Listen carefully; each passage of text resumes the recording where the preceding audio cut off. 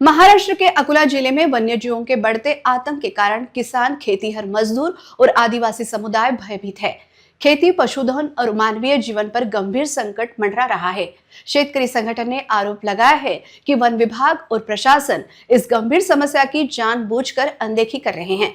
इस संबंध में जिलाधिकारी को ज्ञापन सौंपा गया है और चेतावनी दी गई है कि यदि समस्या का समाधान नहीं हुआ तो आगामी नरनाला महोत्सव का पूर्ण बहिष्कार किया जाएगा। शेतकरी संगठन के विदर्भ अध्यक्ष लक्ष्मीकांत कोटकर के नेतृत्व में किसानों और आदिवासी महिलाओं ने जिलाधिकारी से मुलाकात की और वन्यजीवों के कारण हो रहे नुकसान की जमीनी हकीकत पेश की।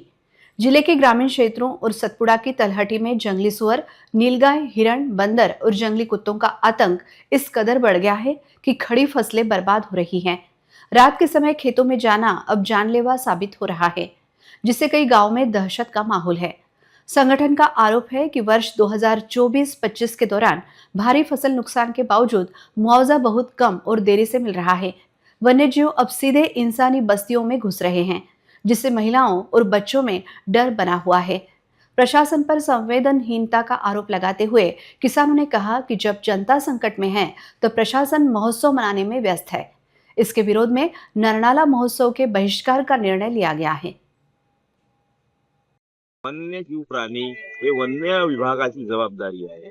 ते वन्यजीव प्राणी आतापर्यंत आमची पिकं आणि नष्ट करत होती। आतापर्यंत सगळ्या शेतकऱ्यांनी ते सहन केलं, परंतु आता ते मानवी प्रजातीवर हमला करत आहेत। जर का हे प्राणी असे हमला करत असतील तर वन्य विभाग यावर कुठलीच कारवाई करत नसेल, कोणती उपाययोजना करत नसेल, आमच्याकडे दुर्लक्ष करत नसेल, 12 तारखेला आम्ही सर्वांना याची कल्पना दिल्यावरही वन्य विभागाला कोणतीच आतापर्यंत याची काळजी पडलेली नाही आहे, कोणती त्यांनी दखल सुद्धा घेतलेली नाही आहे आणि प्रशासन नरनाळा महोत्सव मनवण्यामध्ये व्यस्त आहे।